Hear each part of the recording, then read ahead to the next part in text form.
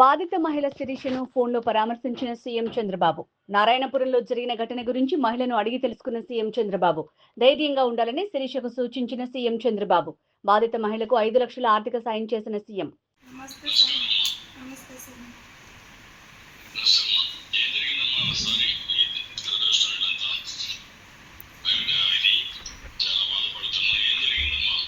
పిల్లలకి టీసీ తీసుకొస్తామని స్కూల్ లోపలికి వెళ్ళి టీసీ తీసుకొని బయట వచ్చినాను సార్. టీసీనే చింపేదానికి ట్రై చేసినారు. నా పిల్లల భవిష్యత్తు, నా పిల్లల లైఫ్ చింపకండి అని చెయ్యొద్దు పెట్టినాను. 2 చెయ్యలు లాగి వెనక పట్టుకొని చీరనంతా పెరిగి ఇదిలిచ్చి గొంతుని పట్టి పిసికి చంపుతానో లేదో చూడు, ఎవడొస్తాడో రాని అని లాక్కొచ్చి చెట్టుకు కట్టేసినారు సార్.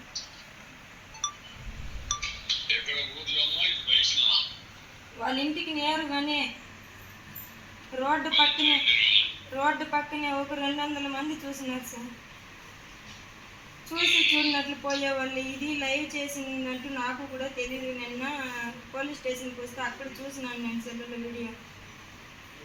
మా కొడుకునైతే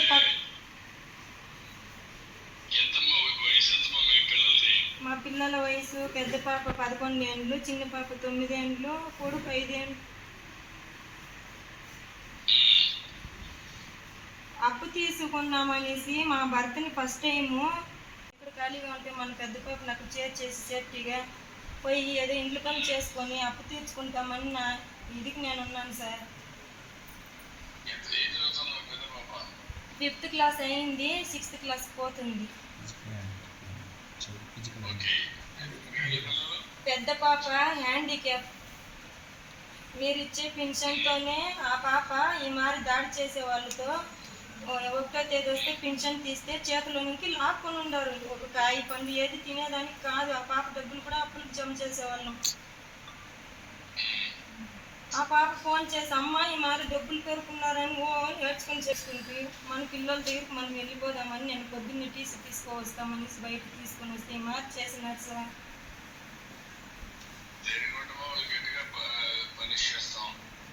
మీ తరపున నుంచి మా ప్రాణానికి లైఫ్ లాంగ్ మాకేది జరగదు. మా చంద్రన్న ఉండడు, నాకు హెల్ప్ చేస్తాడు.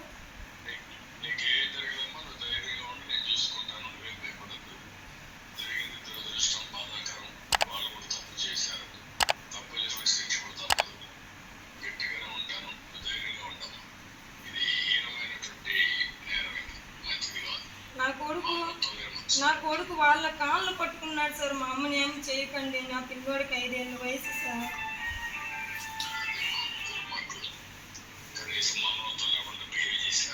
నాకు జరిగిన అన్యాయం ఏ స్త్రీకి జరగకూడదు సార్. ఇంటి మీదట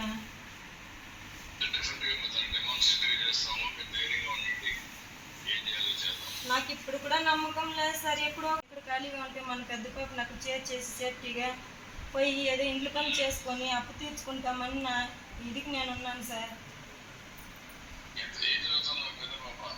5th క్లాస్ అయింది, 6th క్లాస్ పోతుంది.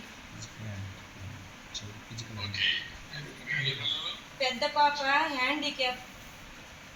మీరు ఇచ్చే పెన్షన్తోనే ఆ పాప ఈ మారి దాడి చేసే వాళ్ళతో 1వ తేదీ వస్తే పెన్షన్ తీస్తే చేతిలో నుంచి లాక్కొని ఉండరు. ఒక కాయ పండు ఏది తినేదానికి కాదు. ఆ పాప డబ్బులు కూడా అప్పులకు జమ చేసేవాళ్ళం.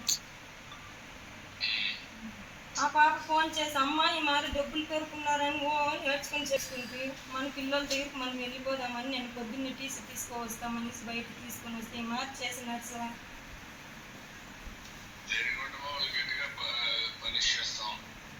మీ తరపున నుంచి మా ప్రాణానికి లైఫ్ లాంగ్ మాకేది జరగదు. మా చంద్రన్న ఉండడు, నాకు హెల్ప్ చేస్తాడు.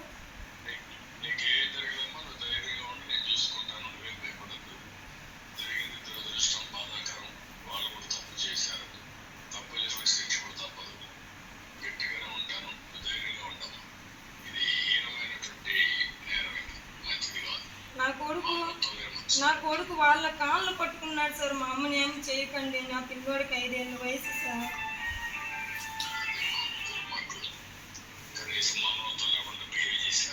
నాకు జరిగిన అన్యాయం ఏ స్త్రీకి జరగకూడదు సార్. ఇంటి మీదట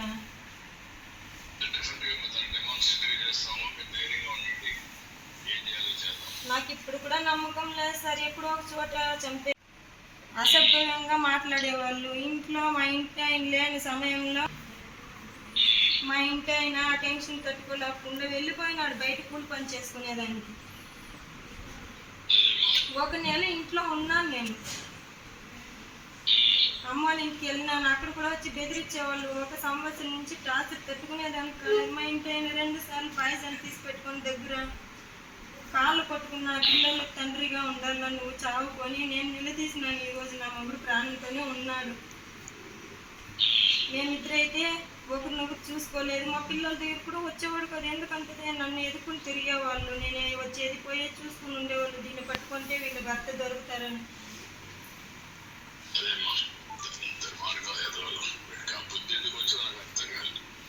అడుక్కున్నాను సార్, అడుక్కున్నాను, చేతులు జోడించి. ఇంటికి తాళం వేసినారు. తినేదానికి బియ్యం ఎత్తుకునే నేనే పగలు కొట్టేసినాను. పిల్లల లైఫ్ కదా సార్. చదువుకొని నా బిడ్డలు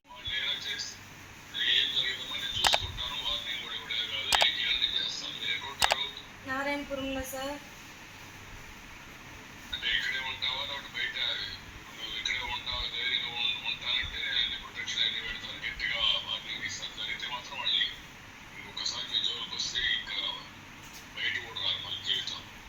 నేను బెంగళూరుకి పనికి పోతాను. అక్కడ ఉంటాను. మా అమ్మ ఉంది నాతో పాటు. పిల్లోళ్ళు ఇక్కడ చదువుకుంటారు. వచ్చిపోయేటప్పుడు ఏదైనా జరిగితే వాళ్ళే మూల కారణం.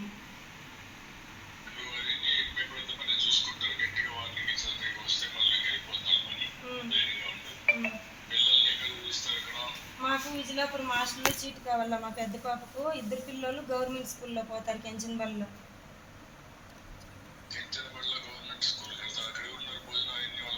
మా మేనమామ పెండ్లం చూసుకుంటారు. మా పిల్లలు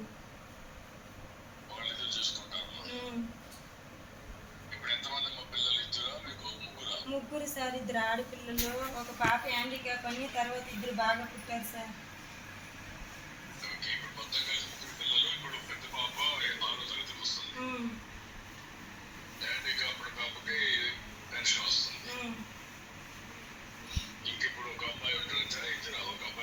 ఒక అబ్బాయి అమ్మాయి ఉంటారు. ముగ్గురు.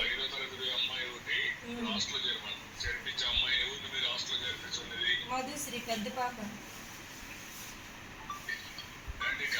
హ్యాండిక్యాప్.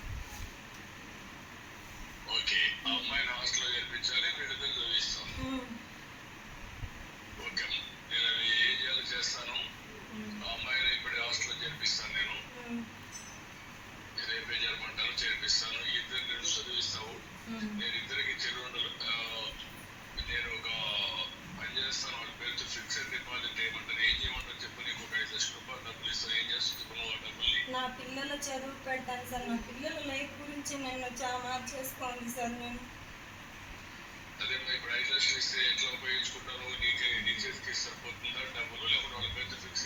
వాళ్ళ పేరుతో ఫిక్స్ చేసుకుంటాను సార్ నేను నా పిల్లల లైఫ్కి.